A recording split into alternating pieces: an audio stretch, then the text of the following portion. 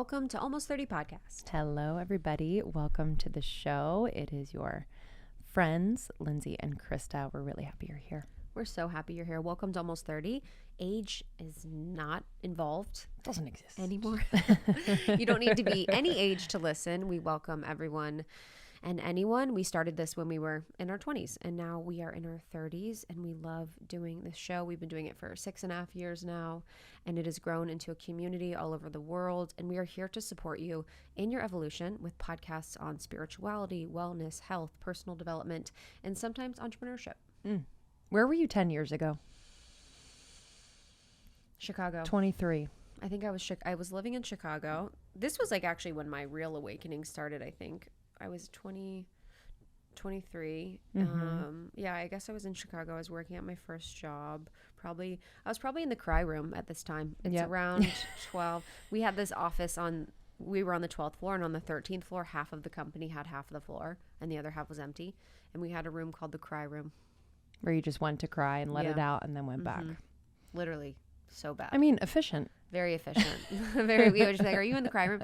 It was like so dramatic. Isn't that wild that like that's going on and no one's like, hey. Yeah. Also, it's like, it's so weird because I felt like such a child. Yeah.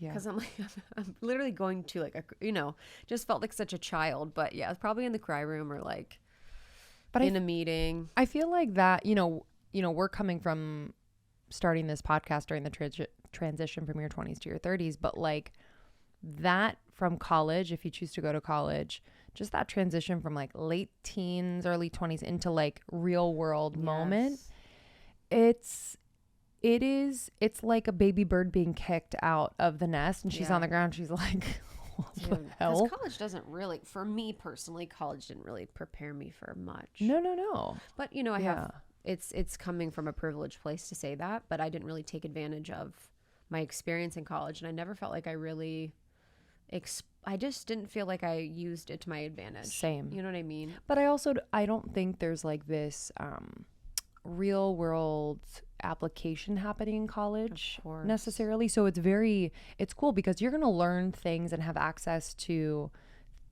resources and people and learnings in college that you wouldn't any other time in your life. You could take a class on X and it's like, what? But then we're talking about like taxes, finances, life, daily support for yourself. And it's like, you really have to learn that the hard way. Yes. Yeah. I'll never forget at my job. It was like day 2 or something. And it was 9:45 a.m. And I was like, I have 8 more hours here. I could not wrap my fucking When you head put around it like that, I would be unwell. And 5 days of this, I could not. It was like I already had my breakfast. I had sat at my desk. It was like your second day, so you don't have shit to do. I looked at my email. I honestly wanted to fall asleep every day. Yeah. Also, I wasn't eating that well. I was eating like Trader Joe's frozen lunches. Totally. I know. My salt game was like beyond. And it was just wild. I was like, but it's interesting when that quote I talk about how monotony collapses time and novelty unfolds it. It's like there's so much monotony in my experience that really made time shorten. And I remember at the end, I was like, wow, this day flew. Time would fly by because I'd essentially be doing the same thing every single day. But yeah, it's wild. Where were you? 23. I was in New York. I was working. Yeah, at that time I was working in the bars. So I was working at like 3 different bars and auditioning during the day or trying to. Not really. It was very half-assed because I was also incredibly tired. I was just like, I don't have the energy. I don't have the motivation. I don't really know which way is up because it was this like, when I say survival mode, it's not like literal survival, but it was like, how do I pay for my rent? How do I, pursue my dreams, but then also like make a living? It was a lot. It was like, it was just chaotic internally. And then I just experienced that externally in ways of just like, getting involved in like weird relationships that really didn't serve me and drinking a lot and going out and just treating my body like shit, and which made my experience just like so uncomfortable. But I think, you know, when I got the opportunity to move to LA a few years later, like that kind of woke me up out of a stupor of like, this is my life. I'm a starving artist. Like, I just gotta get through it. Like, there was just like this light where I was like, oh, it could be different. You know? Yes, 100%. Yeah, the serving game is crazy. It's like, it's I remember crazy. my last day serving, I was like, fuck everybody. I literally was like, bye. I was so excited to be done. It's true. I mean, there's so much, like, I met some of my best friends in that industry, which is interesting because as hard as it is at times, like, you form relationships, connections because you are going through it together. Trauma bonding, baby. Trauma bonding.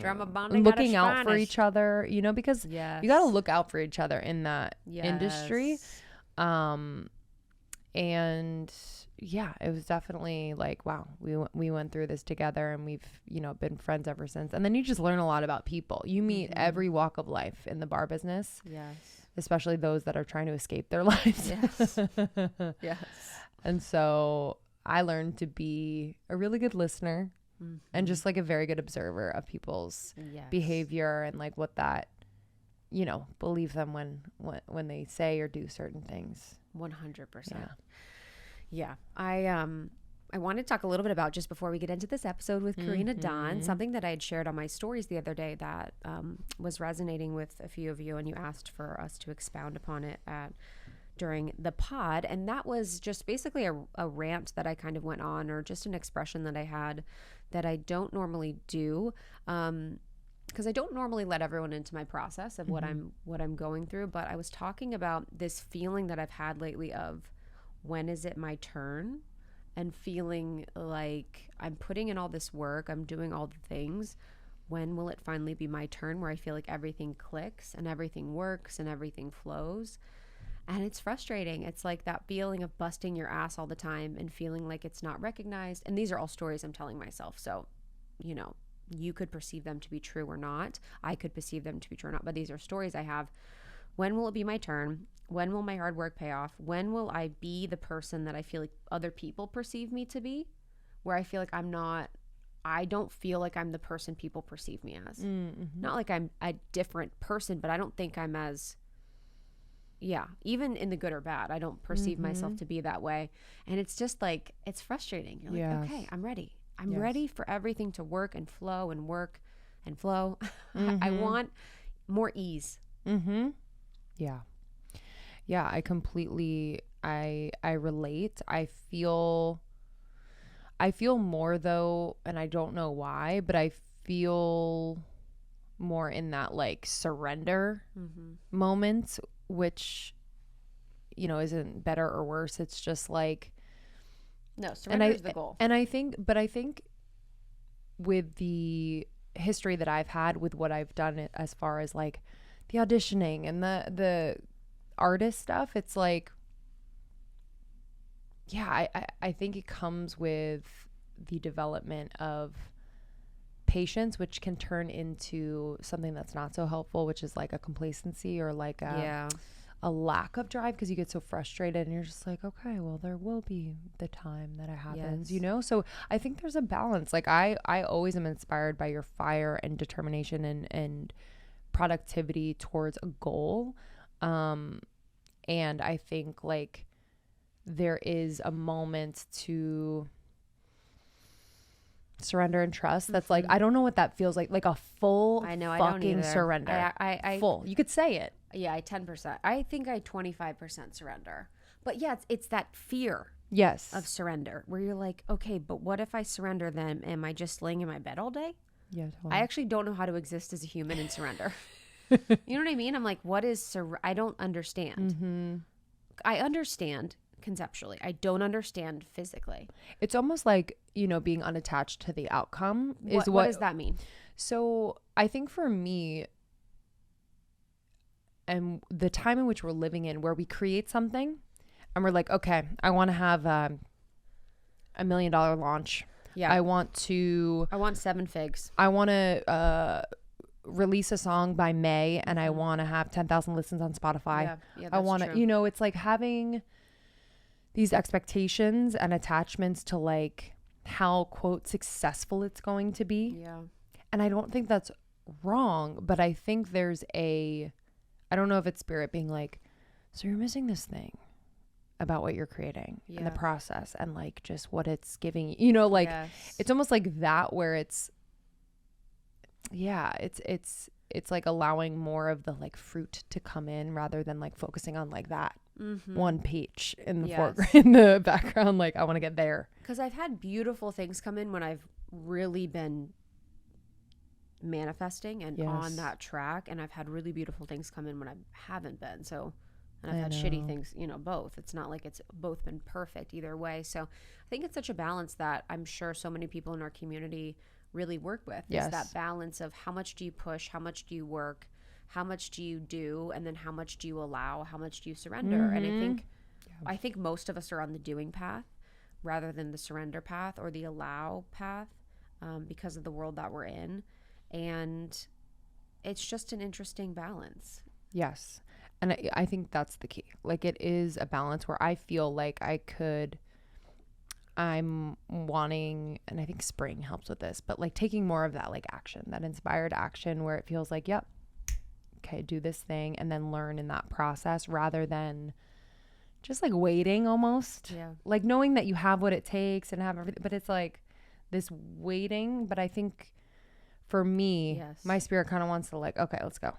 Yes. Because it's, you could be waiting with confidence and trust of the universe. You could be waiting because you're actually avoiding or you're actually insecure and you don't think that you can make it happen. Yes. So everything is literally so nuanced and specific to each person and each experience. It's so fascinating. It's fascinating. Because you're like, am I pushing and doing because I'm confident and because I want this to happen, or because I am scared that it won't? Yes. Like it's so in the moment. It's so energetic. It's so specific. But I think another layer, just last thing on that, is like I think it's like owning that part of us that really wants to be seen and the work to be like consumed, seen for what it is. Yeah. And like there's a part of me that has that like not shame, but just a something about it. Like where I can't. I'm sure a lot of people feel that way. Where you're like, I want to shine. I want to be. But it's interesting because even with coaching people, you ask them, you're like, what do you want? They're like, I want to empower people, or I want to help. They say the help thing. Yeah, the serving part. The serving, which is truth. But I've never had anyone be like, I want to shine, or I want to be seen. It's kind of shameful to say that. Yes. And to say, I want to shine. I want to be seen. I want to be a bright light. I want to be. No one really feels comfortable and confident saying those truths too, which could be preventing people from being in that space. Yes.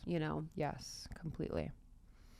So fascinating. Well, we're right there with you guys. We're right there with you on this journey, and just like to connect with you before we start episodes sometimes. And this one was with me and Karena. So Karena was in person in Los Angeles, and I got to sit down with her, which was so beautiful. I spent a good amount of time with Karena at her homes in Austin, here in California, and her and Katrina of Tone It Up have been such dears to Lindsay and I throughout our journey. We have a podcast interview with Katrina. We have a podcast interview with both of the girls, Karena and Katrina, their very first podcast interview they've ever done. So you can check out that content that we have together. And in this conversation with Karena, we talked about her book, her memoir of mental illness and healing, her journey with a mother that had schizophrenia, that had mental illness, and its impact on her life.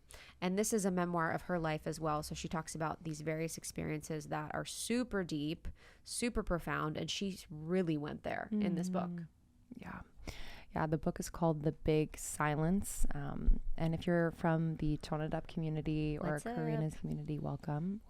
We're so happy to have you. I feel like, we've overlapped over the years, and it's just always been so beautiful to meet you all. So thank you for being here. And I'm excited for this episode. I feel like these very real deep conversations about things that are taboo, that might hold a lot of shame for people out there, could be very healing. Yes. Really. And talk about sharing your truth. I mean, there are parts of this book that I'm like, whoa, she really went there.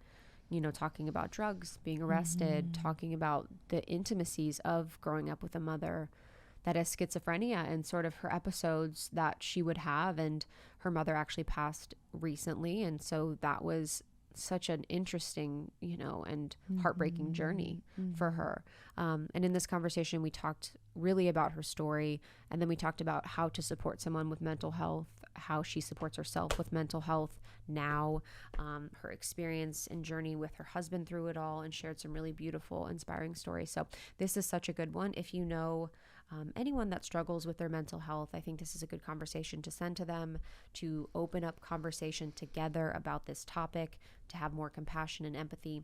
We have other episodes on mental health with Almost 30 that you can dig into by searching Mental Health Almost 30 or checking out our website, almost30.com, and searching mental health. We have a bunch of beautiful episodes and blog posts to support you. Yeah. And if you want to learn more about Almost 30 and what we do here, our courses and programs, our membership, and learn more about Krista and I, you can go to almost30.com. And you can also find our discounts and special partner codes so y'all can just support yourselves in all the ways. But thank you for listening. Make sure you're subscribed to the show. That's really, really supportive of the show, so we can just bring on guests like Karena and more. And we have episodes every single week. We love you guys. Thank you for being a part of our lives and community. Thank you for joining us on Almost 30. Thank you for subscribing, rating, and reviewing. We will see you on the other side. Bye. The other day, I was listening to Dr. Mark Hyman on a podcast, and he was talking about Tom Brady and how Tom Brady doesn't drink water without electrolytes in it. And I thought that was so simple, but so profound. I am such a fan of just upgrading my water, making sure the water is working for me rather than depleting me. Our water is stripped of the minerals that we need. And so I am all about putting electrolytes in my water, but without the sugar. No, none of that sugary electrolyte mixes or liquid. So I drink Element I put into my water every single day. I love the raspberry, the watermelon, and the citrus. Those are my top three. But if you are feeling dehydrated, if you are feeling very low energy, if you get headaches, you could be dehydrated. There's many causes of these things, but dehydration is so common. If you go to drinklmnt.com and click on the science, y'all, you are going to be fascinated. For example, there was a 2011 study published in the Journal of the American Medical Association looking at sodium intake and cardiovascular events such as stroke and heart attack. It really painted a very interesting picture. The likelihood of health problems was quite high in individuals consuming less than 2 grams of sodium per day. The lowest rate of events was at about 5 grams per day of sodium intake. This is more than double what is recommended by the AHA, FDA, and CDC. What is particularly interesting in the study's authors' notes is that one must get as high as 8 grams of sodium per day to see the same degree of problems as below 2 grams per day of intake. Fascinating. So there is that sweet spot. There's more science on the website. I love Element. Our friend Kelly LeVeque, famed holistic nutritionist to the stars, is a huge Element fan and turned us on to this brand. So if you want to try Element for free, you can get a free sample pack when you go to drinklmnt.com/almost30. You're going to get a free sample pack of all of their best flavors. Again, my favorites are the raspberry, watermelon, and citrus. I put one packet into about 24 ounces of water. It is delicious. I am hydrated. I'm feeling really good, clear, energized. I'm able to work out really well. I love the difference that it's made. drinklmnt.com/almost30 for a free sample pack. You'll just have to pay a few bucks for shipping. That's drinklmnt.com/almost30. will always say that therapy is one of the best investments I've ever made for myself. I am over 3 years in and I am still saying that. I honestly thought that there would be a day where I'm like, I'm not going to need it anymore. Like, do I have that many things that I want to talk about and work through? Well, yes. Yes, I do. And to have a support system like a therapist to be able to work through just the daily goings on of being a human being, being in relationships, it's been so healing. So I love to recommend BetterHelp to anyone who's like, I'm curious about therapy. Yes, BetterHelp is customized online therapy that offers video, phone, and even live chat sessions with your therapist, so you don't have to see anyone on camera if you don't want to. It's much more affordable than in-person therapy, and you can be matched with a therapist in under 48 hours. Almost 30 listeners get 10% off their first month at betterhelp.com/almost30. Honestly, what do you have to lose? I promise you that therapy will be one of the best investments you make in yourself. That's betterhelp.com/almost30, betterhelp.com/almost30. And you're going to get 10% off your first month. betterhelp.com/almost30. Okay, let's do a quick prayer. Thank you, God, for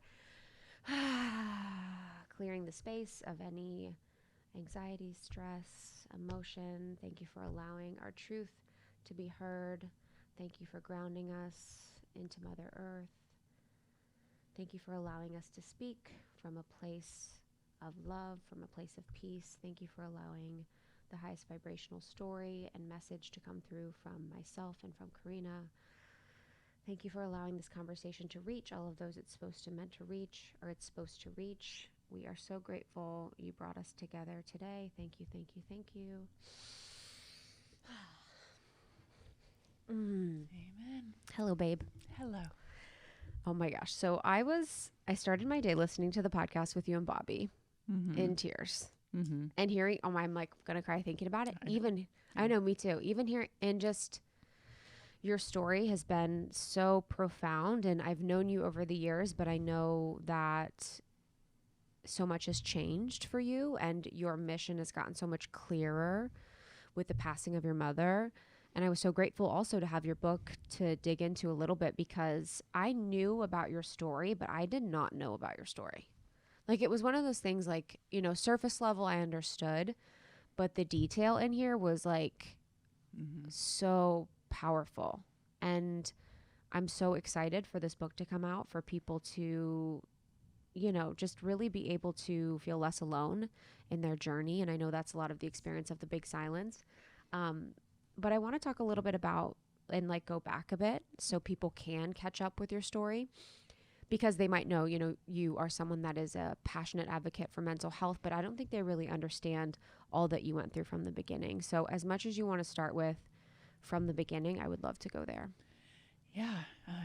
I have been an advocate of mental health for many, many years. I would say I was too afraid to talk about it too. Even in the beginning of Tone It Up, it was like, oh, she can't have that past. Oh, she did drugs. She went through depression. No, she is a fitness superstar. She is the cheerleader for all women. She is perfect. But, society has changed, and opened up that door to actually break the silence. And yeah, so I am from Indiana, and I come from a family that has a history of mental health disease. My mother was diagnosed with schizophrenia and depression when I was about 12 years old. But years leading up to that, we didn't know what was going on in our household. There was stuff going on where I can go into detail or not, but and she would be missing from our house for days or weeks or months at a time, or end up in a hospital as a Jane Doe. And as a little girl growing up, I didn't know what was happening, and nobody was talking about mental illness at all. So it was very confusing. And finally, after quite some time, when she was a missing persons, and we got the call that she was in a mental institution, and I went to the hospital to see her, and that's when she was, hooked up to Haldol and some other medications. And to like subdue her. Yeah. And she didn't, when they first found her, they found her in a ditch on the side of a road. because she had been walking for days and days and hadn't eaten. It was cold in Indiana. I think it was wintertime. And, she would never say her name, and she didn't say she had a family until they started giving her anti-psychosis drugs. And then the doctor was like, okay, we're dealing with a mental health condition here. And then once she got on those drugs, then she said, oh, I have a husband, I have a family. And they reached out to us. So that's when, 11, 12, 13, somewhere in there, Yeah. I learned that. And I was like, well, what does that mean? So no one was teaching us that. So I, as a little girl, went to the library and picked up a book on what is schizophrenia. Wow. Did you feel like it all made sense, or what was the experience of seeing that there was a diagnosis that you could sort of understand through that book? I didn't understand anything. Yeah. I didn't understand anything. So I went to numbing at a very young age, because it was very confusing. It was, you start, that was the beginning of my disappearing, of my own self, of not understanding what's going on, a mom that's never home, a dad that's struggling as well, and trying to understand what his wife of many years is going through. And I just started disappearing. Did he, like, your experience with your father and your mother, how did he experience that? If he's married to her for a long time, like, what was his experience with everything? Did he think it was normal? Did he numb out? Did he check out? Like, how did you view that? I would say he stood by her through all the times of in and out of the home. There was a lot of fighting. There was a lot of, the delusions that my mother had when she was in the home. It was very complicated. It was a chaotic household. Like, we weren't allowed to watch TV. We weren't allowed to wear images on our clothes. She was an artist. She destroyed all of her art because that was against her religion. He went through his own pain. And so even in my book, like, that's my story and my experience. But if you ask my sister or my dad, they had their own experience. And we all went through some deep, dark periods where I would honestly say, like, we didn't really communicate that much about it. We kind of ignored it. We're like, everything's fine here. Everything's fine. Yeah, we're all good. Yeah, because I was interested in that too. So in the prologue, you talk a little bit about when she was homeless and, she thought you were corrupted by Satan. And then you mentioned the religion thing. What was the correlation there between, like, the religion? Like, how did religion kind of play into everything? Schizophrenia, there's a lot of religious tendencies. Really? As a paranoid schizophrenic. And she thought my dad was part of a satanic cult. And so my relationship with my mom was very tight from a little girl. Wow. Like, she always came to me to tell me her delusions or her beliefs. Wow. And so she had turned me against my father because I thought he was part of a satanic cult. And, she would pick me up from school as a little girl and take me to go get an apple fritter at my favorite bakery and bring out the Bible and, like, tell me all of the things that my dad is doing and that my friends' parents are part of the cult and the New World Order and they were going to take over the world. And that's where I was just like, I was so confused. I was like, okay, I cannot trust anybody. Yes. Because you, as a little girl, you trust what your mother tells you, right? Yes. I'm like, okay, my mom is this. So I become very inward. Yes. And if I ever brought things up to my friends back then, they would be like, you're crazy. Wow. And so I did lose a lot of friends back then. They're like, that Karena girl, she's cuckoo. 100%. You're like, so the New World Order is, wow, that's like early. So in 2020, when sort of this is kind of a tangent, that conversation about, like, like the elites being a satanic cult and the New World Order came up, were you like, huh? Did you ever think anything about that? How your mom was sort of talking about that when you were very little? Yeah.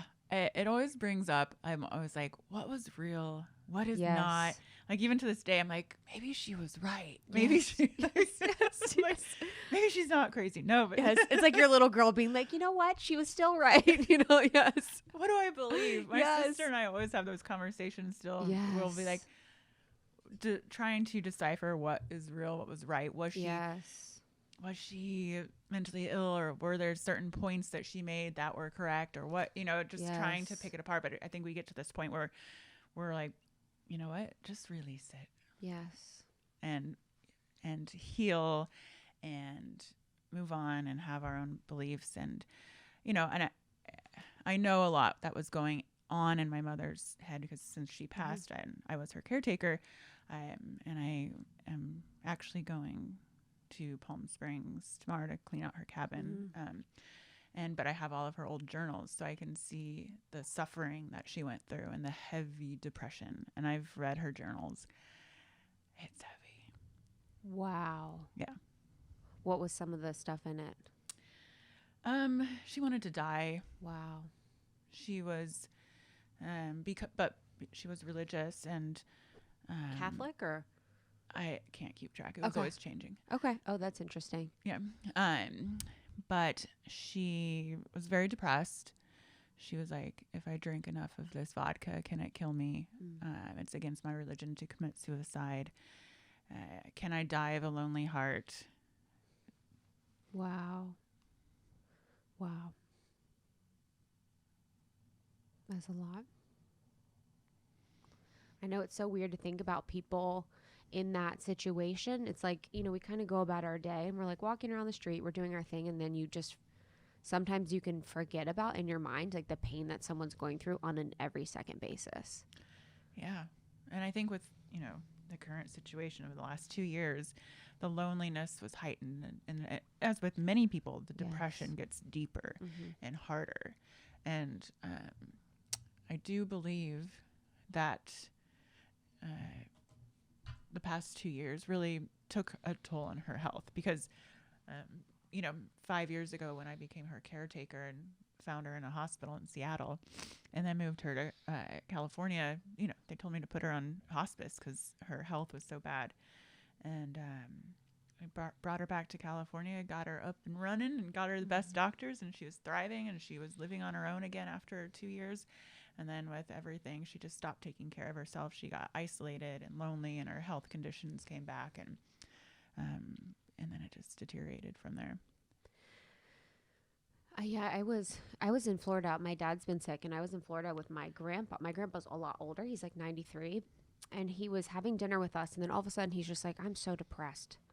And it was so interesting to me because I'm like, for some reason, it's like elderly people, I think sometimes we don't necessarily understand the complexity of their experience. I think the same with children.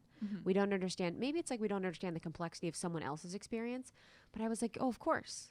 You're not seeing people all day. They were in their rooms, at the nursing home and all this stuff. And it was just so eye-opening for me because I'm like, wow, that I forget. It's just the reminder of the complexity of everyone's experience. But during her journey, it sounds like thank you. It sounds like she moved around quite a bit. She was leaving home. She was in Seattle, you said at one point. She was homeless. She was in a ditch.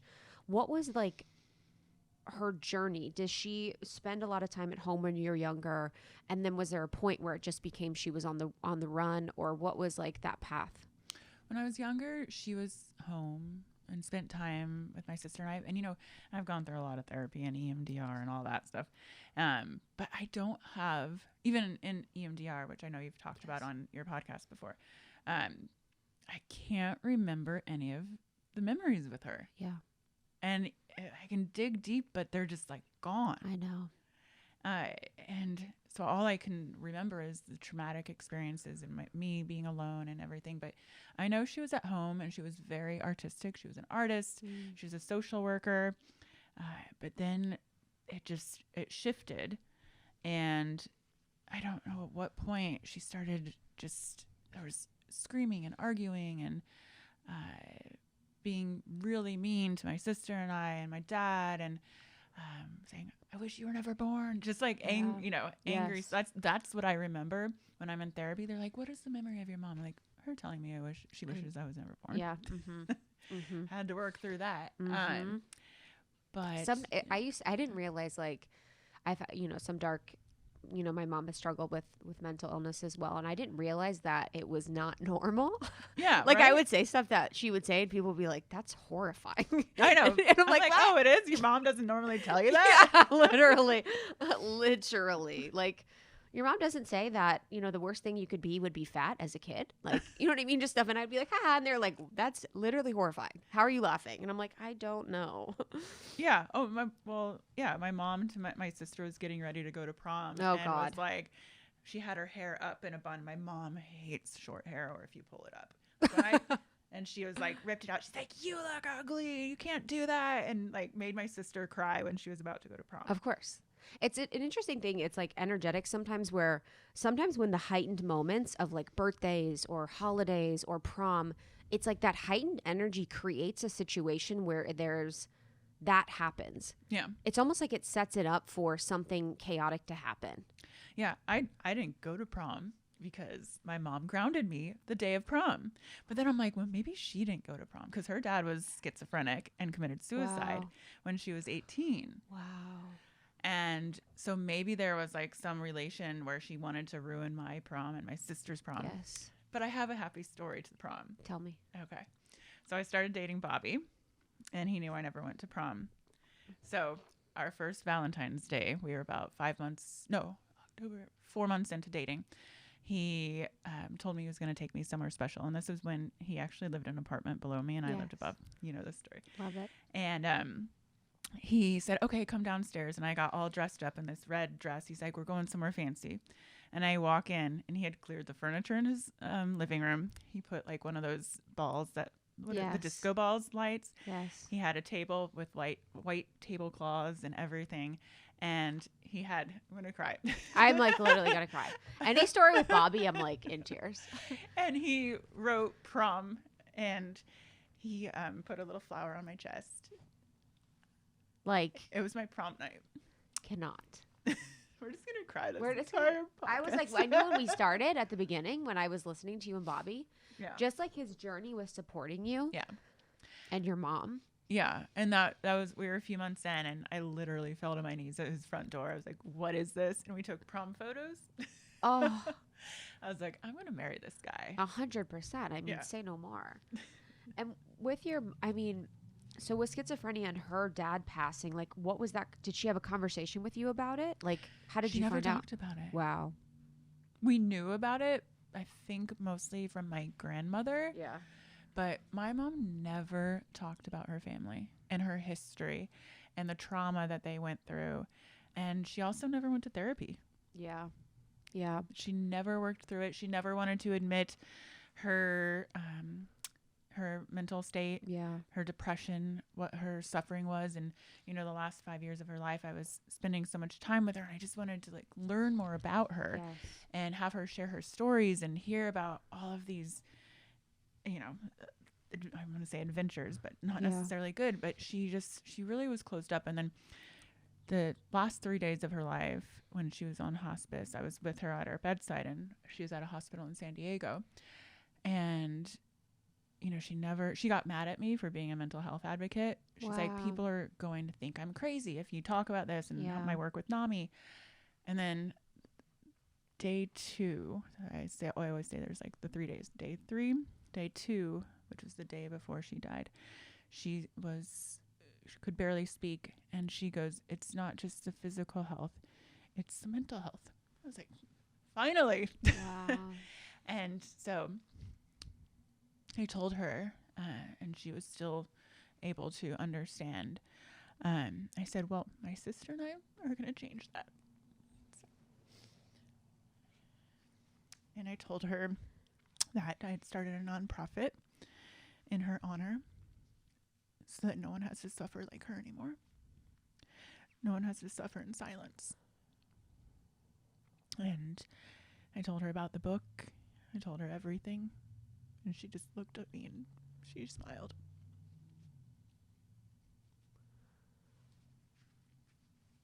That end of life clarity, where everyone's like, I should have spent more time with family.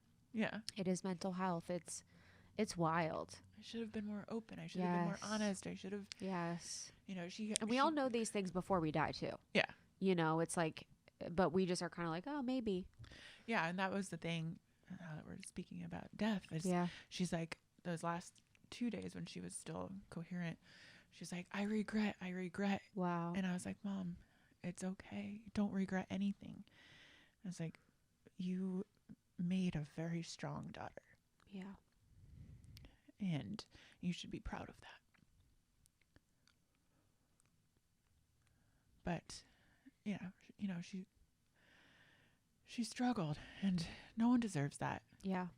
And, my sister Rachel is our executive director for The Big Silence, and we have already made such an impact and, saved so many lives, and opening up the stories that come in and the resources that we have. My mom would be proud. She's definitely with you for sure. Oh, yeah. She's shown up in my dreams. Oh, I'm sure. The death and dying process, for someone that has someone that, you were a caretaker, but you were also a victim in a way, as the inner child.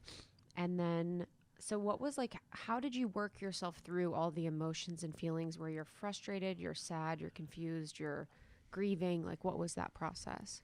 After she passed? Even during the process of the 3 days before? The 3 days You were probably leading- caretaker mode. I was caretaker. Mm-hmm. I was at her bedside reading Psalm 23, Wow. combing her hair, holding her hand, making sure she was warm as she began to get cold, telling her I love her, making sure the nurses, made her comfortable, get her some lip gloss or, Yeah. it's like her lips are chapped. Can we get some lip balm on here?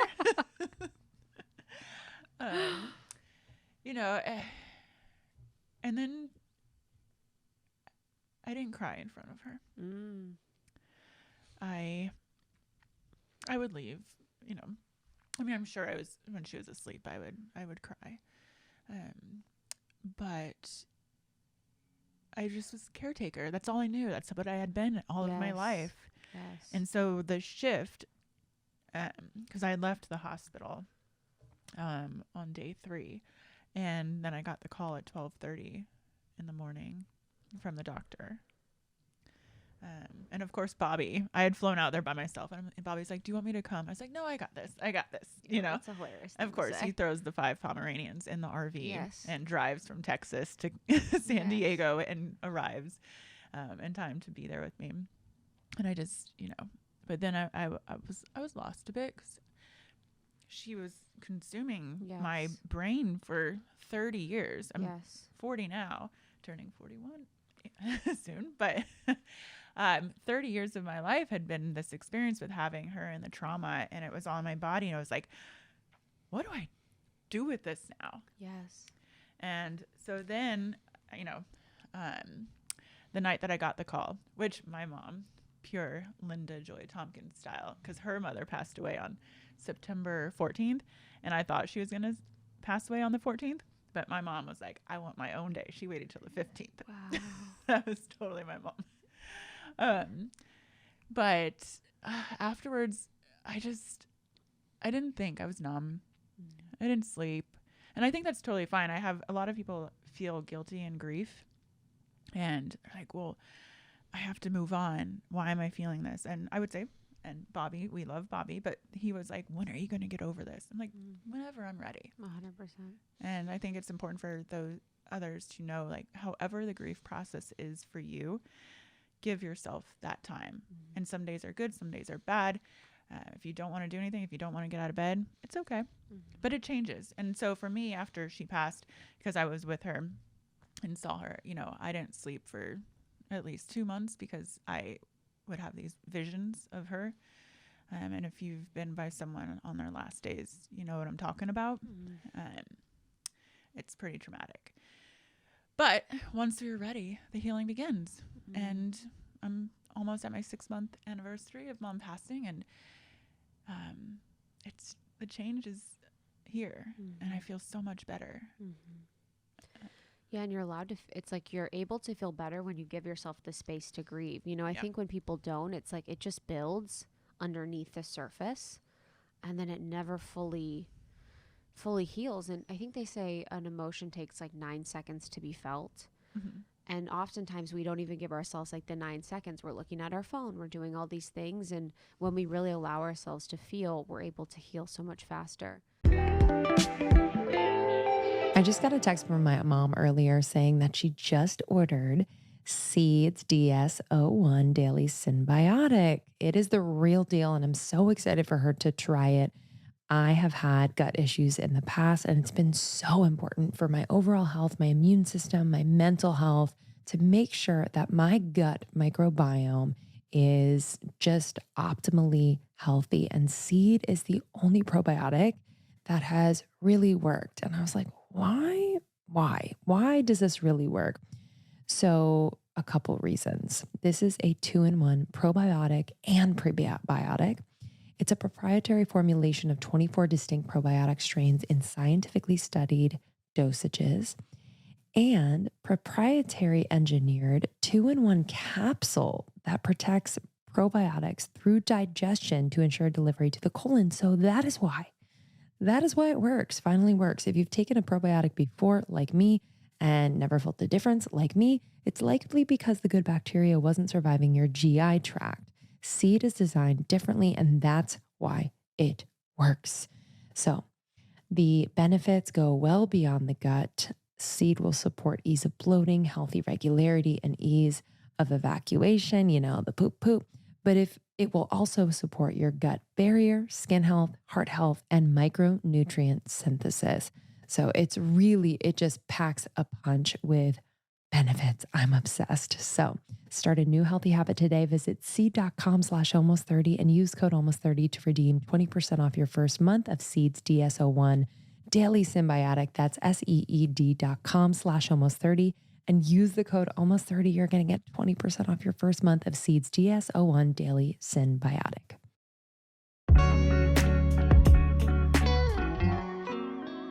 My favorite app on my phone. I'm so excited to share it with you.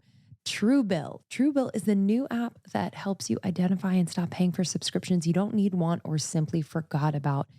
I know Krista shared about this with her Life Edit crew because it's such a good hack. I mean, unsubscribing from subscriptions, say no more, just clears and creates space and puts money back into your pocket. On average, people save up to $720 per year with Truebill. I've already saved $300. I was shocked. I was paying for things I didn't even know I was still subscribed to. Companies make subscriptions hard to cancel. That's the reality. And Truebill makes it incredibly simple. Just link your accounts and Truebill will cancel your unwanted subscriptions in one tap. And your Truebill concierge is there when you need them to cancel unwanted subscriptions, so you don't have to. It's easy peasy. This is the number one app I recommend. I'm so freaking excited for you guys. It has over 2 million users and helped them save over $100 million. That's right. Don't fall for subscription scams. Start canceling them today at truebill.com/almost30. That's Truebill, TRUEBILL.com/almost30. Go right now. Truebill.com/almost30. It could save you hundreds a year. Truebill.com/almost30. And I relate to you on this, like with mental health, growing up with, especially with a mother with mental health, there's so much like codependency and, there's so much of that unsureness in your nervous system because you don't know what's happening. You don't know what's going on. You don't know what to expect.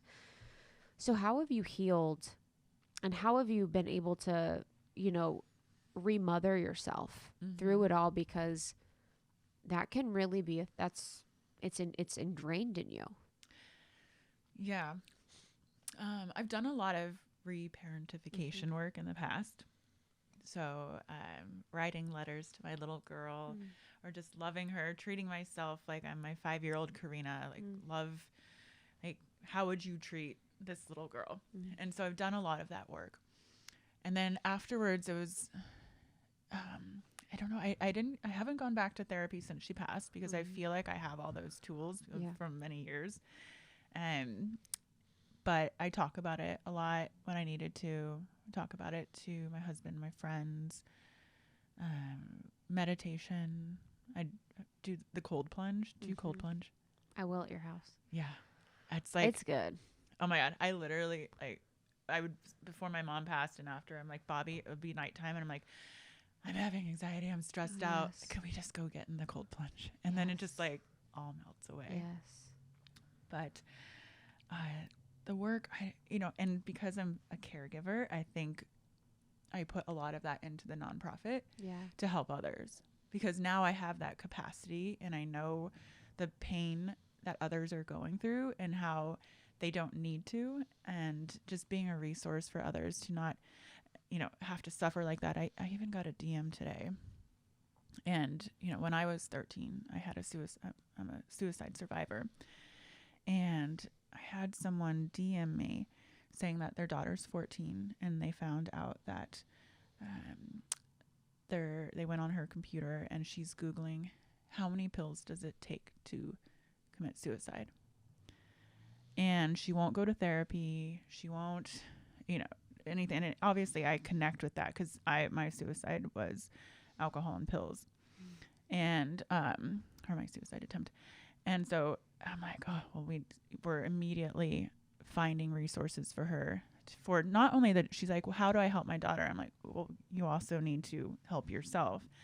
So we're not experts. We're not medical experts. But we have all the resources, because everyone puts all the focus on the one who is having the mental health challenge, but the family members are having it too, because it affects you so much. So, I would say I'm mentally healthy, but situational depression or anxiety is a thing. And the family members have so much stress and they put so much on the family member with the condition, they don't take care of themselves. Which, Yeah, very much like the codependency where you're like, I'm not okay if you're okay. And so in your situation with the suicide attempt, what was like, did someone find you? What happened there? And what was the reaction of your family? Because it's almost like the attention maybe shifted to you in a moment from your mom. Yeah, it's all, the full story is in the book, but the short story is I was at a friend's house and my parents had been fighting a lot. My mom was, I can't remember, she was not diagnosed yet, but they were fighting and she had been out of the house and in the house and missing. And I was at a friend's house over the weekend and I was really depressed, and we were with friends partying and we were smoking and drinking and doing all the things at that age, 12. All you got to do in the Midwest. And I knew I had been journaling about suicide. I had all of these ideas, and that night I went at my friend's house that I was at. Her mom is a nurse. So I went up to her mom's medicine cabinet, and there were no parents home, and I took all the prescription pills and downed it with some rum, and then went and just sat in a room. And then my friends found me, and it's weird that I can even remember this. I have a really good memory, which is weird. But I remember they put me in a cold shower, and then I was choking on my own vomit, and they ended up calling my parents, and my mom was home at the time. They came over, and and my parents were holding me, and I said, no, I just want to go to Jesus. I just want to go to Jesus. And they ended up calling 911 and an ambulance coming, pumping my stomach. I ended up in the hospital, and the doctor, once I came to it, I think it was the next day, the doctor was like asking my parents, do you want us to check her in to psychiatric ward? But of course back then they're like, oh no, she's fine. Yeah, she's fine. And just one night. Yeah. She didn't mean that. Yes. She's being a rebel. Yeah. It's a rebel She's face. A defiant girl. She just got drunk with her friends. Yes. And I said, then the doctor's like, are you okay with that? I said, okay, I'll go home as long as my parents don't fight anymore. Wow. And that lasted a day. Wow. But I am grateful I'm here. So any anybody with thoughts of suicide that are listening, you can overcome, and it's not worth it. It's not worth it for yourself, your family members, your loved ones. Just seek help. It's nothing to be ashamed of, and it's nothing to feel embarrassed of. It's okay if you don't feel right, if you're having these thoughts, and there's so many resources out there, and they're free. They're no one, it can be confidential. Like even with the Big Silence, you can text HERO to 741-741 and immediately have confidential counseling. Oh, great. Yep. So that's HERO, Yeah. HERO. Okay. And Bobby made up, he created, I was like, what is our text word? He's like, hero. Because if you save yourself, you're your own hero. And if you give that text line to a friend, Oh my God. then you're the hero. Bobby. Bobby. No one's better. So when you were at your mother's bedside, when she was in hospice, when she was passing, where were your sister and your father? Like, because I guess what I want to highlight is the different experiences that people have in response to mental health. Well, my dad has not seen my mother since she left when I was 18. So she was back in the home, and I kissed him goodbye for work one morning and said, "What do you want for dinner?" And then he never saw her again. I got home from school that day, from high school, and she said, "I'm packing up and I'm leaving. Will you come with me? Because Jesus wants to send me on a journey." And I said, "No, I'm not leaving home. I have school. I have this." And she packed up, took all the money out of the bank account, took the car, and disappeared. And so then... Took all your family's money out? Yeah, out of the bank account. Yeah. And she was gone for a few months, and my dad had to hire a private investigator and found her in California, in LA. That is how I ended up in LA. No, you came after her. Yeah, I came after her. I thought I would bring her home, and then I fell in love with California and I moved here. But she would never talk to my dad again. So that was they were married for 25 years, and then she was gone one day, and that was the last time my dad saw her. So how's he doing? He went through his own depression. Yes. But he is remarried to a wonderful woman Really? now. Beth. She's one of my best friends. Yeah. Oh, bless. Yeah. I'm so grateful. I forget how many. I think they're almost remarried 18 years, 20 years, bless. something. Yeah. Okay. So my sister was not at the bedside with my mom. She did come to San Diego because my mom was in and out of the hospital the past few months of her life. My sister did meet me there and kind of said goodbye to my mom. She knew it was coming, but my sister's wounds are much deeper and different. She older, younger? 2 years older than me. Oh, okay. So it's a different experience, and me being the caregiver and the Yes. gotta take care of everything, I was there, quickly. Yeah. But my sister was like, I can't do it, which I respect that. Everybody has their boundaries. But the one person who was there with me was my mom's sister, Carol. She flew out from Florida and was with me for day 1 and day 2. And then Bobby was there with me for day 3.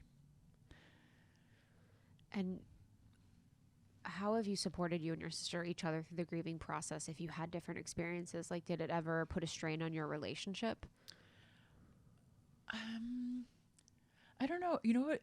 My mother's passing and us now working together on the nonprofit has brought us really closer and checking in on each other and supporting one another. And I think it's really been healing for my sister as well.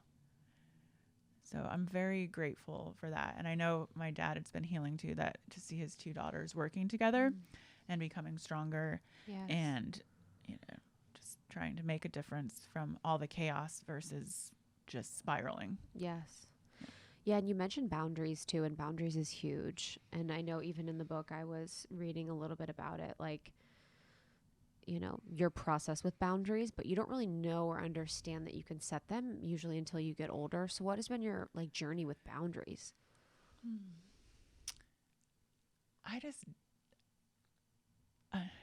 It's taken me a long time to figure out boundaries, but now I have, as I get older, more confidence.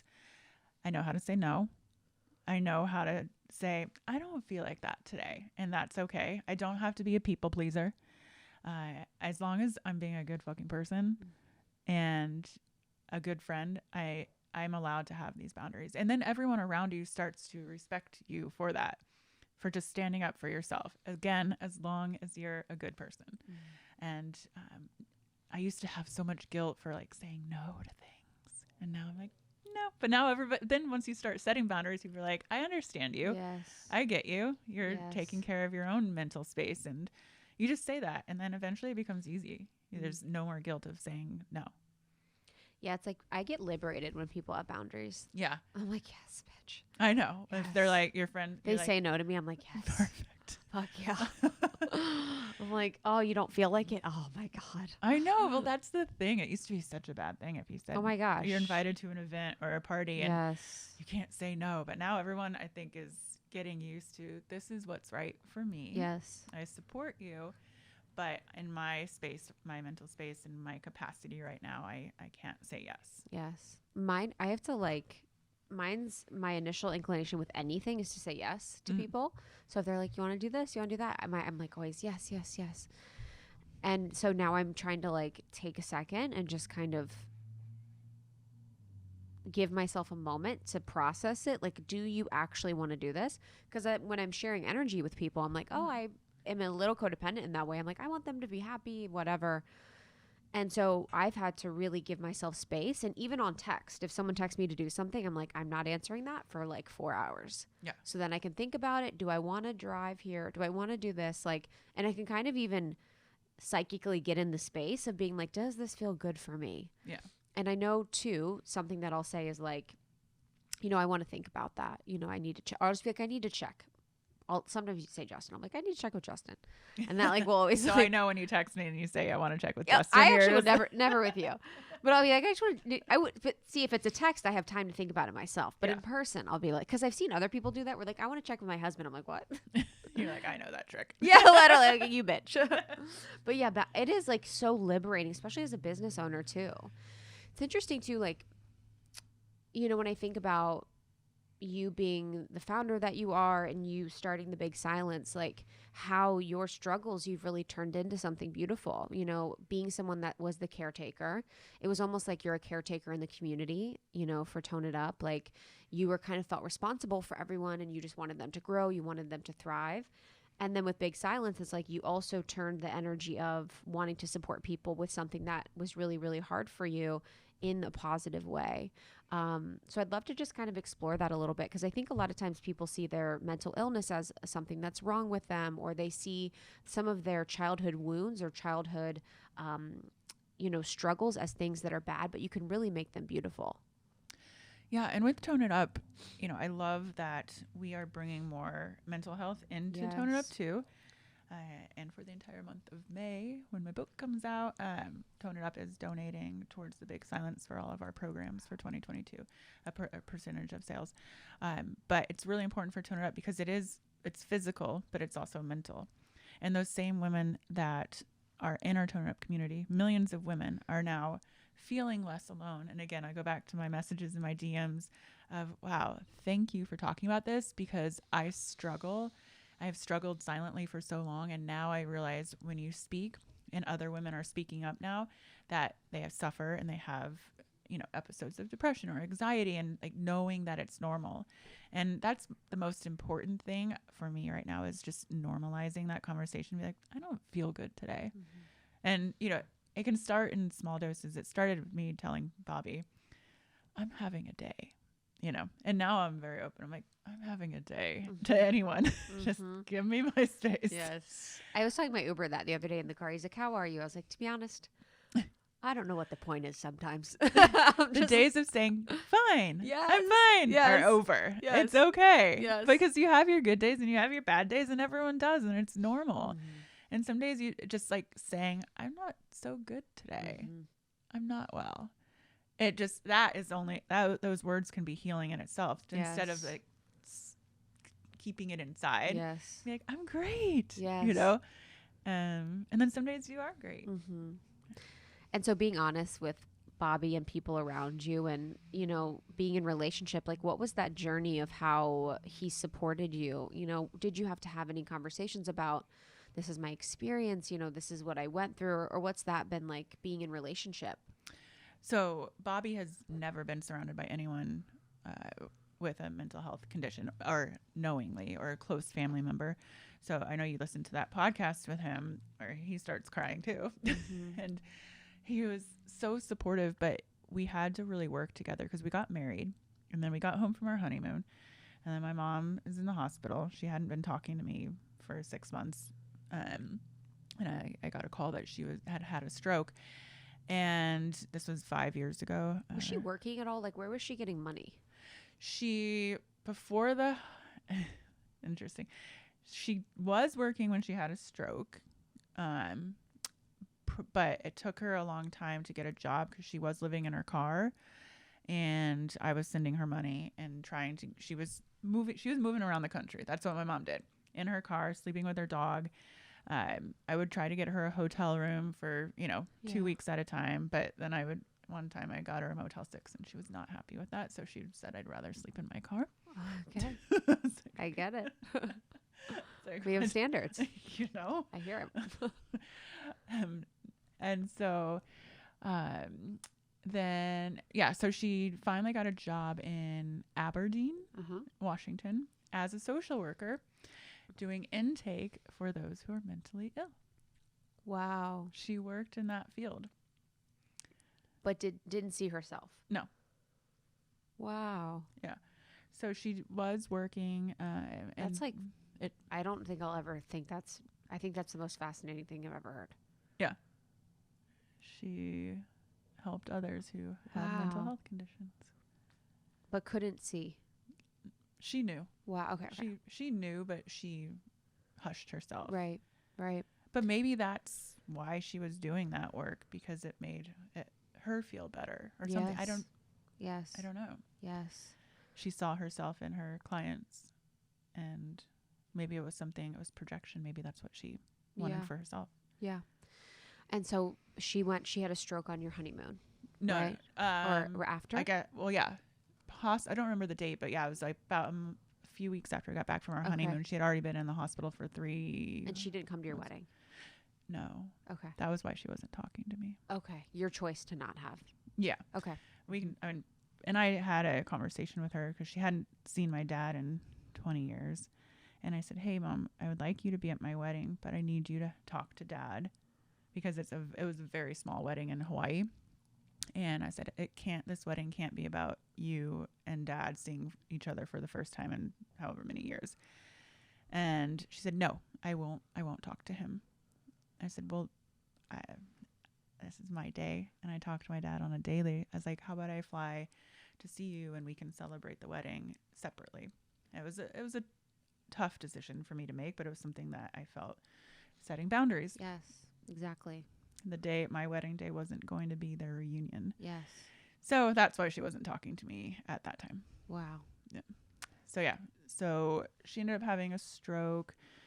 And then I got a call from one of her friends that she was in the hospital in Seattle, and I immediately flew up there and I saw her, and she was shocked. I didn't tell her I was coming because, and then she was surprised to see me, and I was leaving and I said, hey, Mom, you're really sick right now. Do you want my help or not? And she said, yes. And then I was there for a couple days that time. And as I was leaving, she told me she loved me.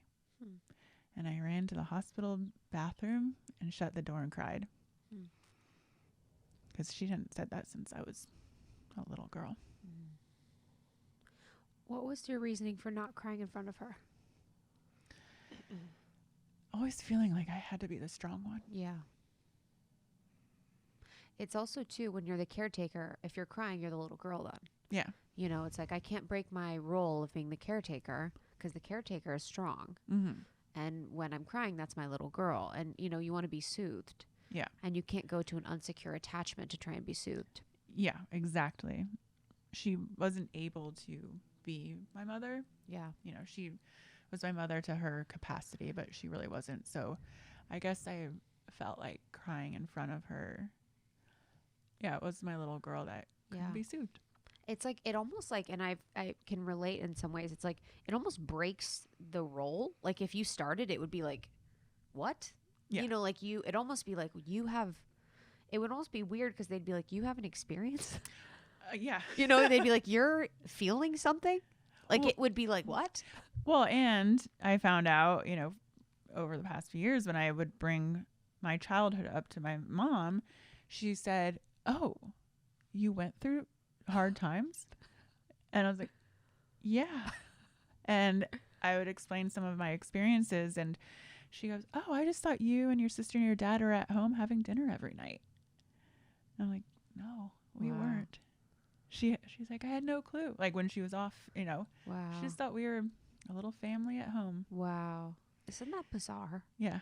I had that experience there. I had this like, traumatic experience for myself, and I had brought it up with my mom and my sister, and we were like in Palm Springs, and we were at this dinner, and I was like, "Oh," I kind of was like, "I'm going to explore this." Like, and I kind of brought it up, and it was so wild to me because they were like, "That is not what I remember at all." Mm-hmm. So I just was like, "What?" Yeah. Like, it just reminded me how much we are in our own experience. And sometimes we have these stories that we've built over and over. And not that my experience wasn't truthful, but it's like I've had this story that I just continued to like reaffirm through so many things. And they did not have the same experience with it at all. And I was like, wow, that is so wild. It is. I mean, even I told my dad, I was like, "You might not want to read this book because you're Yeah. not, you're not, 100%. there's stuff in there that you would be like, wait, I am a father and this was going on." Yes. And, he had his own experience and my sister had her Yes. own. And, that it'll probably upset him, Yes. but it's very honest. And I don't hide anything. Yeah. I remember when you started to write it, maybe because I remember talking about it. Were you working on it in 2020 or before? It was before. It's been 5 years. 5 years. Yeah. It's been, yes. And because I just remember talking to you about it and I was like, oh, wow, everything is really going to come out. So when you're going through these, how were you able to remember and recall, like, that's kind of traumatic to pull them up? Were you doing that in therapy, or what was your process for going through all these memories and experiences so that you could write them down and capture them in this book? So I have every journal from when I was 10 years old. Wow. And I was a writer back then. It was my way to get it out. So I've carried through all of my moving and everywhere stacks of journals. So I had all of those memories in there, and it would in my poetry and everything. So I was able to go back and be like, okay, I remember this, and pages and notebooks. So it's all there. And then I also like I said earlier, I have a really good memory. And yeah, the process was hard. And then the reliving the process. Because then once you write a book, then you got to edit it 17 times. And then you're like, this shit's old. And then it's like, oh, now mom's passed. I got to write an epilogue. Yes. And so now I'm about to do the audiobook. I'm like, okay. Wow. So you relive the trauma, but when you do the work, you know how to take care of yourself, Mm-hmm. Yeah, I think we kind of, with the Bobby thing, I wanted to just like finish that. So after the honeymoon, the stroke happened. He hadn't had experience with mental health. Yes. Yeah. So once the first time he met my mother, she came to our house in Manhattan Beach and basically locked herself in a bedroom like for a week and came out here and there. And it was a very weird experience. And then we got married, and then she was a stroke. And then Bobby and I became her caretaker, moved her from Seattle to California. And he was so confused because I normalize my mom's behavior. Yeah. And he's like, what is going on here? Yeah.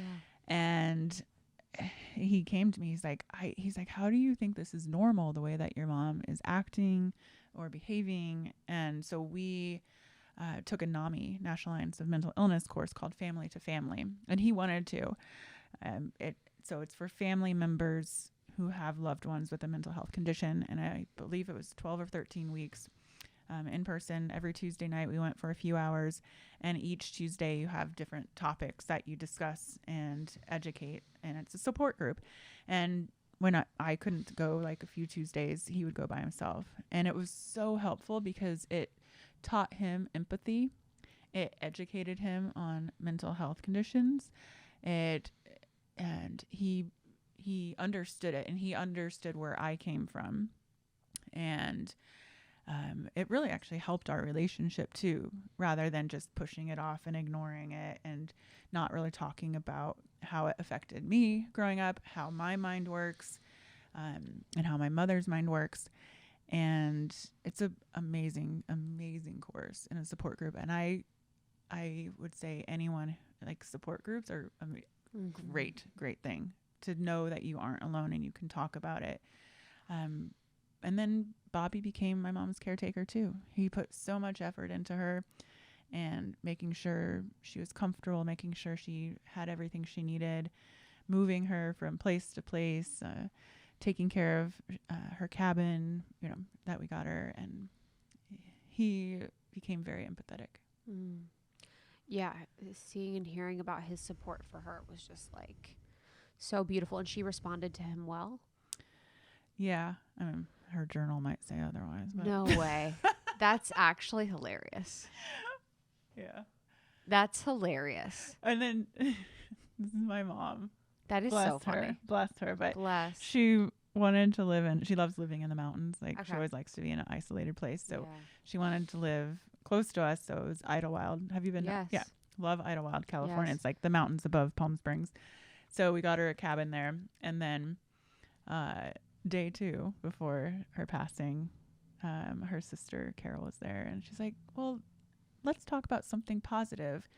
Because my mom was regret. And Carol was like, well, let's talk about Idlewild. You loved that place. And my mom goes, I never liked it there. Oh, I was like, 100%. Love it. You're like, I got you. I love I that. told Bobby, and the look on his face was like, what? It's like, no, disgusting. And it's just like, can't like snap out of that, like, Yeah. and be like, yeah, that's true. And Yeah. like it's almost like the child, like not wanting to be happy or feel okay. Yeah, but in her journals, she does say that she loved it. So I know she was Wow. she likes to like one last dig. Yes, one last little dig. Yes. Yeah. And for anyone that has a mental or is like in relationship with someone to support their mental health, what are some suggestions that you have for them? Oh, gosh. Patience, empathy, listening. And Bobby said this on the podcast too, like, listen more. Yes. Don't necessarily give advice on what they should do. Help them seek help without judgment. Because I think there's a lot of judgment for someone who has a mental health condition. Let them know that it's normal and it's fine, and you're there to support. Help with the tools, the natural tools that there are to, and then, support if there is medication. I get a lot of questions like, are you anti-medication for someone, because they're all about meditation and the cold plunge or this and working out.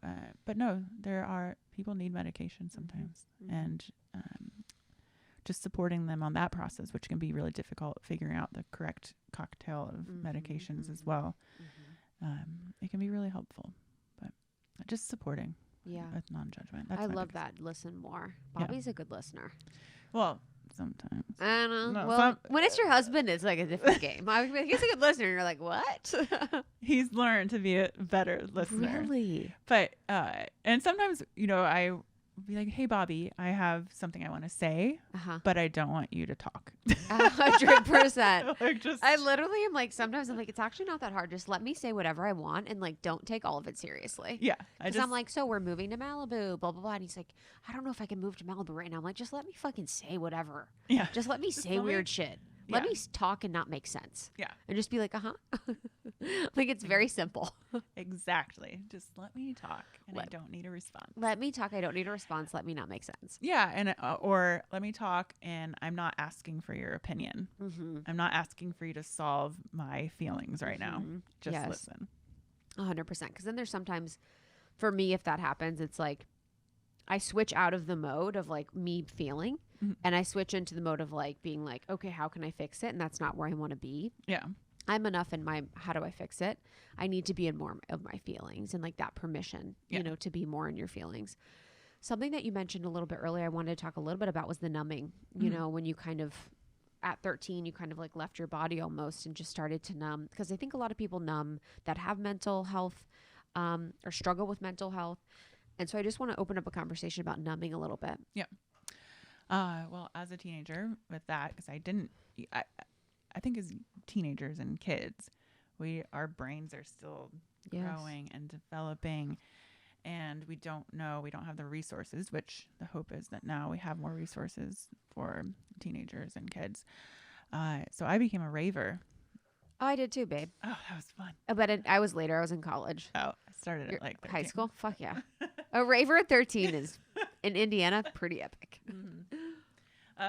Yeah, so I would do everything. Give me all the ecstasy mixed with some ketamine, mixed with some cocaine and some meth and some whatever all night long. Meth. Mm-hmm.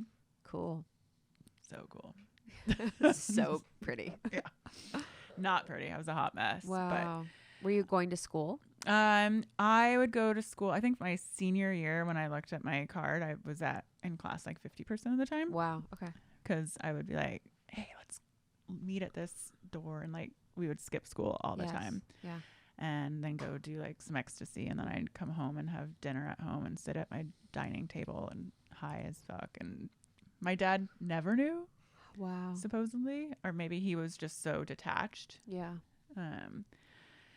Yeah, there was a lot of numbing. And that even when I moved to California, the first, 4 years, I was... one of the reasons I did move to California, because the raves were way better here. I'm sure. I'm sure. You weren't like in a barn. Yeah. And then I moved to the Hollywood scene, which was awesome. All the Hollywood clubs and all of that. But yeah, and then my depression was getting so bad, because if you're doing drugs and you're coming down all the time, it's awful. And you're like, what am I doing with my life? And I remember after a 3-day bender, I was like in a park and the sun was coming up and I was with a friend and I was like, what am I doing? I was like, there is something greater. This is not what you're meant to be. And that's when I made a change. So I said, this is it. We're done. So then I went back to think about when I was happiest. And that was when I was a little girl and I was training for a half marathon. And so I decided I am going to cut this out, which there was still times where I was still like go party a little bit, but I got in triathlon and surfing. And, I will say one of the reasons I was destroying my life, and it was my own fault. I was just making all the wrong decisions because I thought I was going to end up like my mother. So what was the reason for me to even strive to have anything? Because it happened to my mom, to her father, and so I was being such a victim back then. Yeah. But then I made that shift and I said, no, this isn't going to be you, Karena. And I started working out. And even as a little girl, I wanted to be a personal trainer. No way. Yeah. I would watch my mom work out to like Jane Fonda and all that. And I was like, that's cool. I want to be that person. Yeah. So I went back to that little girl in her dreams, and I cleaned myself up and changed the friends I was hanging out with. And instead of going to the club at night, I would go to bed early and wake up at sunrise and go surf and get in the ocean. And the process and of course I got into therapy and yoga and read every self-help book out there. And I just started healing myself, and it took time. And then once I felt like I was on the healing path and journey, I got back into wanting to share that message with other women. That's how Tone It Up came to be for me. My path to Tone It Up was showing that you can heal yourself through movement. And when I met Katrina, that's, we each have our own story of how we wanted to build a community for women for Tone It Up. And it was to better everyone's life. And there was a big mental health part to that. And I'm so glad that you're able to really step into that more, because that doesn't feel good when it's like you feel like you're kind of hiding. Yeah. parts of you and your story. Yeah, in the beginning of Tone It Up, I was like, Kat, I can never tell anybody my past. Like, I'm a fitness superstar, healthy, you know. Yes. They cannot know that I was doing drugs and I was at the rave and I was, you know, a suicide attempt. But now, thank goodness, that's the conversations are being opened up because so many people struggle. Like, I was holding that in. That couldn't have been healthy. Yes. And now it's you're just like, hey. Yeah. And it's then that's the perfectionism that we're putting out there that then makes other people struggle because they're like, but she's perfect. Why am I not perfect? Yes. And so I'm just putting it all out there now. Yes. Yeah. You like are a leader in that way. Yeah. Yeah. I remember it's so interesting too, because, you know, what we do interviews and talk to people all the time. It's almost like the more you've been through, the more interesting your story is and the more attractive you are because you're being honest, you're being authentic, but you're also like, wow, you know, you've struggled and gone through a lot. It makes it more interesting. Like there's more texture to someone's story. And it's so weird that growing up, we thought we were like, we have to be perfect. We can never let anyone know. And now I'm like, oh my God, even more interesting. Yeah. It's good. I think that being more open, I always say perfection is a prison. Yeah. And we all need to be more honest and open and just real. And if it's on our mind or if it's something of our past, and especially for our youth, because if our youth sees that everything is perfect on social media or, you know, what they watch on whatever, it means it's going to harm them.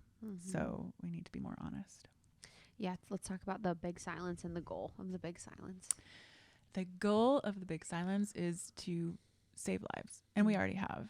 And I cry about that all the time when I get a message that says, you opened up and spoke your truth. And I was about to kill myself last night, but I saw you post something and I realized I'm not alone. And now I'm in therapy. I dialed your helpline and found a therapist. Thank you. Like that, the goal is just to normalize the conversation and to make sure those who need help get help and that we support each other. Suicide rates are at an all-time high. Yeah. And especially for young people. And I'm just grateful that I'm still here so that I can share this message. And we all deserve to live our best life on this earth, this moment that we're here, such a short time. And no one deserves to suffer. So the big silence is, you know, we're a mental health podcast. We're the book. We're the nonprofit. We're doing events and offering programming. So you can go to thebigsilence.com to find that out. But the mission is, I watched my mom suffer and I suffered a lot and it's not worth it. We can be happy. We don't have to be 100% happy all the time. I'm not saying that, but we deserve our best. Beautiful. So the book is out, The Big Silence. It is beautiful. You look incredible and it is fascinating. I was like, wow. You even have parts where you wrote in your journal. Yeah. So each chapter is an opening from either a poem from my journals when I was a little girl. Lyrics. My dad is a therapist, but he also he's a therapist. Yeah. Wow. Yeah. What a sweetie. But he also is a musician and writes singer-songwriter. Writes songs, so it's either a chapter opener with something I wrote, something he wrote, or my sister also writes poetry. So wow. I had my family involved in it. And then there are some journal entries in there too. Is he going to read it? I don't know if you should. I always say that. I'm always like, don't. And then it makes them want to do it more. I know. It's he like probably that. Will. They want the pain a little bit. Yeah. You know, they want that little. Oh, well, I'm so grateful. I'm so grateful you came and I'm so grateful to be your friend. And yeah, I just am in awe of you and everything that you do. And it's just such a pleasure to know you and Bob's. Thank you. And the puppers. Oh, I know. You got to come visit us soon. I will. My favorite spot. Okay, guys. We'll see you soon. Bye. Bye. Thank you so much, Karena Dawn. Again, the book is The Big Silence, and you can also check out her foundation, The Big Silence. They do work in the mental health space, and it's really powerful. And thank you to our sponsors for this episode. All of the discounts are in our show notes and on almost30.com. We have episodes every single week, so we will see you on the next one. Thank you so much. We love you. Bye.